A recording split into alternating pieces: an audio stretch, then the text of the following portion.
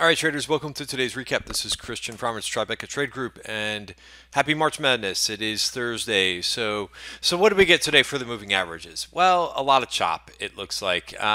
Basically S&P finished the day where we started. You could see that we pressed both sides of the value area for the day.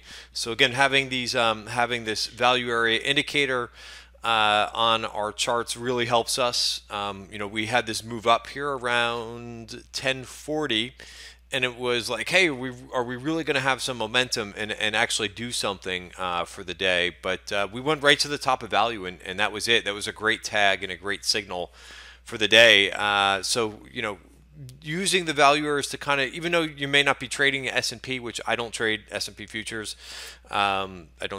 haven't traded futures since I was an institutional trader, at least to try to make money on them. But anyway, that's another story. But it's just a great indicator to tell you kind of what the feel is for the day and where the support and resistance levels are, and which again, the value areas work for any stock, but it really just helps for a lot for the indices to kind of let you know where we are. And then we kind of hung back in here, and it kind of felt like, uh-oh, it might be a repeat of basically everything that we've seen this week, where we had a little bit of a bounce and it was a hard fade, and it kind of looked that way.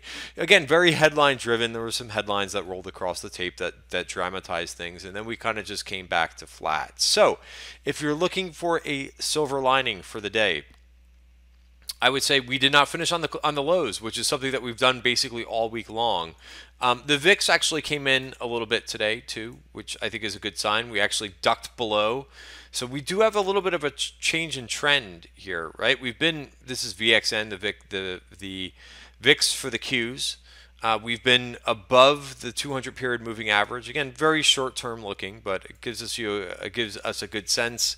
Remember that last week the price was below the 200, and we rallied hard. And this week, price has been above the 200 moving average, meaning there's been some more volatility.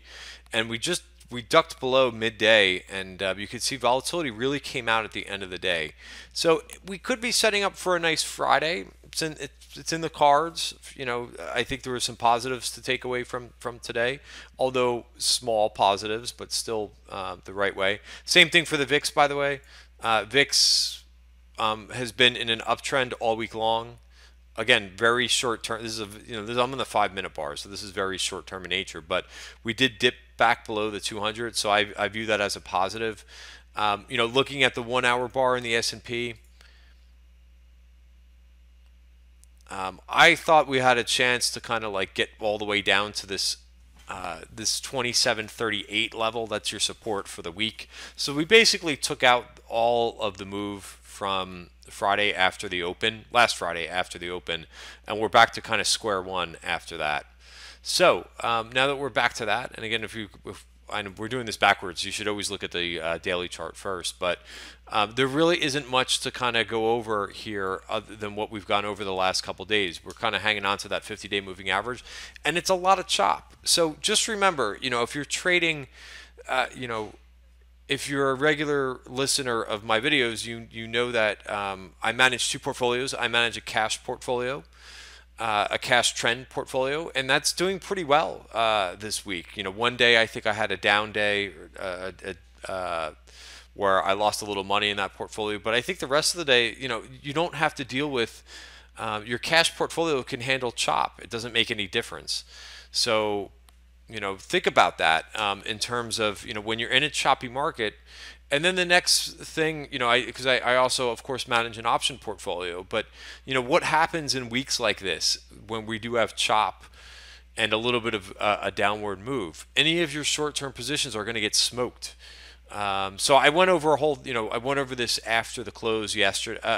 After the close when we were talking about earnings in the trading room today, and I'll just kind of reiterate that you have to just be really careful trading the short-term options, unless you think we're really going to trend. But some of these short-term options, you could really lose a lot of money if we don't get that move in the right way. And I talked about how a lot of times retail traders are just they're afraid, and I don't really understand why. I guess maybe it's a psychological thing, and I get it. I mean, I used to do this too when I started trading options, but people want to trade all the time.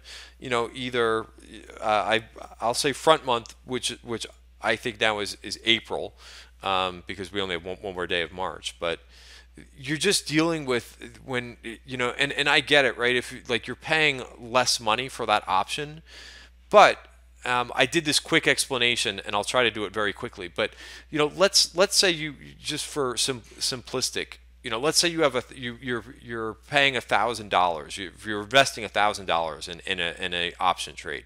Let's say that you go out for a short-term option. Maybe it's a weekly, maybe it's front month, and you bought 20 you're paying 50 cents. It doesn't matter what the stock is, but let's say you're paying 50 cents and you've got a 20 lot, right? So it's $1,000, right? And let's say you get one of these. Again, it doesn't matter what the stock is, but let's say you bought here, and all of a sudden your short-term option goes almost down to zero, right? So you're going to lose the whole $1,000 because you place such a short-term trade on a 20 lot for 50 cents. But why not go out and spend $1 and have 3 months so that you could weather the storm? So let's say you did same thing. Let's say you bought here, and instead of paying 50 cents for a 20 lot, let's say you bought just a 10 lot for $1, right? Same thing, $1,000 investment. And let's say from here the price goes from $1 what you paid to 75 cents. You have plenty of time. Let's say you purchased a June option or even a May option. You have plenty of time to make that 25 cents up and to make it into a profitable trade. But if you're buying front month, or if you're buying a weekly option for 50 cents and you did something like this, the price did something like this, you're done. You're not. You lost the whole 100% of the premium, because you didn't want to. Because you're thinking, oh, I buy only 50 cents, and I'm spending so much less for the option premium. So you just have to think about it that way. The market is so difficult to time that even the best traders have a difficult time getting the timing right.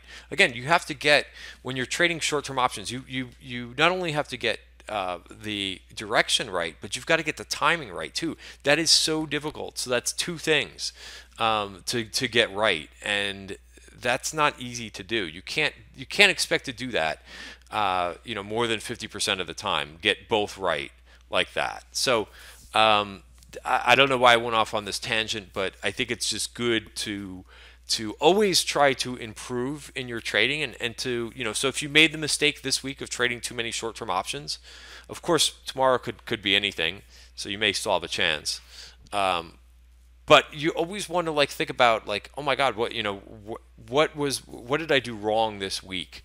And if it's short-term options, again, what I did, I could tell you what I did back here when we had this sell-off here. Sometimes my timing wasn't perfect, but I bought June options. I bought some Mays and I bought some July options. So even when we went down here, I ended up losing money on those positions. But when we came back and did this, I made the money all back, because I gave myself plenty of time to do that. So I think this is a great. So the where I'm leading with this is I think that we're still in an uptrend. We haven't really lost anything, and again, we're going to have chop from time to time, especially when we're very headline driven. But I think this is a pretty good buying opportunity in some areas of the market. But you just got to give it some time on the option trades. And again, this video, of course, is for information purposes only. But the more that you can kind of think about trading in that sense, is that you're not going to get the timing perfect.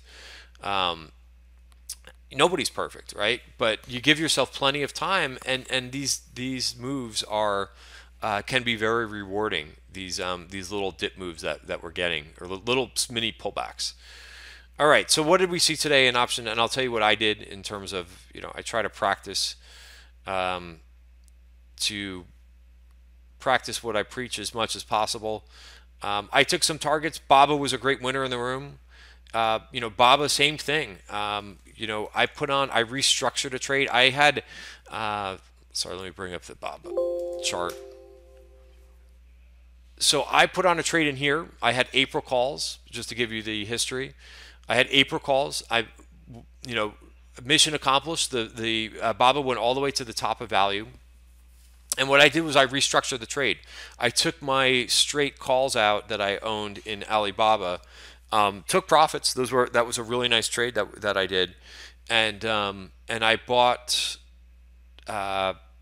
instead of just outright calls. I went out a week because I still wanted to own Baba before they report earnings, and I had the April 27th call spread. So I watched this thing kind of go down for a couple days. The call spread, and again, I rolled out my profitable trade and had put less risk on it. And then, I actually sent this chart out last night, both on Twitter and in the trading room, and said, "Hey, this is not too far from a breakout move." So, I think a lot of traders in the room were able to capitalize on this move in Alibaba. And again, you just had to sit through just a couple days of, I was losing a little bit of money on those, but nice pop. And we'll see what Baba wants to do from here. Now it's above value. We'll see if it's got some more momentum behind it. I think it did pretty well today, considering it was a kind of ugly looking tape. We moved all the way up to 201. Back to 199. So I think that's pretty good, constructive. I took some profits in that trade. I really didn't want to be honest, but I said, you know what? Don't be stupid. Take a profit target. And I took the April 27th 195 207 and a half calls, target at 570, and I paid 330. And this way, again, it's a smart thing to do with this choppy market. I don't know what tomorrow is going to bring. Nobody does. I hope that we rally tomorrow, but that's a nice winner from just putting this on Monday. I think I did either Monday or Tuesday. It was when I rolled the position. What else did I do? I also put on JD. JD has been one of those names, has not really done much since it fell apart on earnings. I don't think it had bad earnings, but I just thought that this group might catch a little bit of momentum. So it's got support here at the bottom of value. So I put a trade on. I was lucky enough to take a target about a half hour after I put the trade on. And then it got a little bit weak with the rest of the market. By the way, this whole group I still like. It's a group that I've talked a lot about throughout 2017, but I think it's poised to make that 52-week high. And there's a couple other names that performed pretty well today. BZUN has been hanging in there since earnings. I structured a small trade in that. I actually hit a target in this one today. Baidu, I haven't been in this Baidu, but I still think this looks constructive as well. I also like this WB, this Weibo. So I think of just a lot of opportunity in this group. The Chinese internet names. All right, so that's a little bit about what I did today. I also added to a trade in Morgan Stanley, which really, again, giving it plenty of time. And I also added to an XLV. This was yesterday that I added to an XLV trade. I did not do anything with this today, but still sitting, just chop. Right, so just sitting through a little bit of chop. What else did I do? Logi, which is a trade I put on yesterday. Took a target in that today. Nice move. Little discouraging. This thing rallied hard yesterday and then just got sucked down with everything else. But I think the chart looks pretty good. I like it much better than I did from yesterday's close. That's for damn sure. So again, taking a target, taking some risk off the table, I should say, and we'll see where this thing wants to go. But I'm hoping 41 is the top of value. That's where I'd like to take another target. All right, so a couple trades that we saw on the tape today. It was pretty. The first hour, which has kind of been how it's been lately, we're seeing some activity, and then things really die down in the afternoon. One trade I think I forgot on the recap today was Twitter. They went ahead and bought some. I believe they added to their September position in Twitter. And what's interesting about this Twitter trade is they seem to be doing this whenever there's a little bit of weakness. So this trade that I just pointed out here was a $400,000 trade. So again, I'll have to check open interest tomorrow because it does have 2,500 of open interest, but that's a nice health. Look at $8 in premium. So I like that trade in Twitter, and I like the fact that whenever Twitter's down, not whenever, but a few times when Twitter just has a little bit of a red day, I like this chart a lot, and I'm in this. I've been in stock for a while. I think I'm up around 60 some odd percent in my Twitter position in cash. So they keep buying this whenever there's a little bit of a red day and just a little bit of an inside day. I would keep an eye on this name tomorrow. There's a few energy calls today in the beginning of the day mostly. Some APC, NTES. They bought some more FTI that expire tomorrow. I don't know why that they're doing so, but they bought 3,900 of these FTI that expire tomorrow. Who knows what they're up to? There was only open interest of 1,500 on there, so I don't know. Maybe it gets an upgrade tomorrow. The one other trade that I would point out here, again, there's a couple other ones. There was some more BABA calls today. This pen, remember they bought calls. They bought April calls in this yesterday, and the name was really weak. I don't know why it was so weak today, and also it stalled yesterday. But somebody bought into the weakness today, what it appears, 7,800 contracts. And there was a block of 4,700. That's 750,000 in this pen. The strike is July, so it's in the money call. Wait, do I have the right name up? July 29 calls. Sorry about that, I read that wrong. But that's basically up here till July. And you got support, even though it's been very wishy-washy the last 2 days and kind of ugly. But somebody bought into the weakness today. And again, yesterday the Aprils traded. So I don't know, maybe they rolled out of the Aprils and went into the Julys, the Aprils that they just bought yesterday. But keep an eye on this name as well. And then finally, there was one. Oh, I wanted just to show you. Some traders in the room played the Look at the volume today in this AMLP ETF. 123 million shares. That's the biggest volume of for the day. 123 million shares of any ETF. That may be the biggest volume ever for this ETF. Again, this MLPs, there was a story out about taxes, and then later I believe it was an overreaction. Look at that volume.